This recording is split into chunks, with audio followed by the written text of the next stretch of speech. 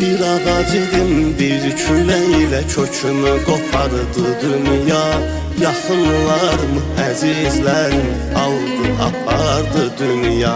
Qəlbimə dağ çəkdi gedənlər, geri dönməz daha. Gözlərimi yollarda saxlamağı bacardı dünya.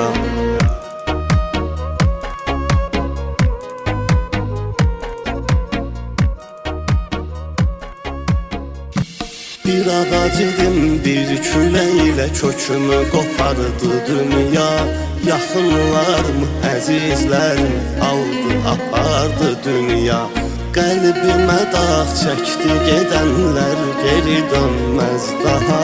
Gözlərimi yollarda saxlamağı bacardı dünya.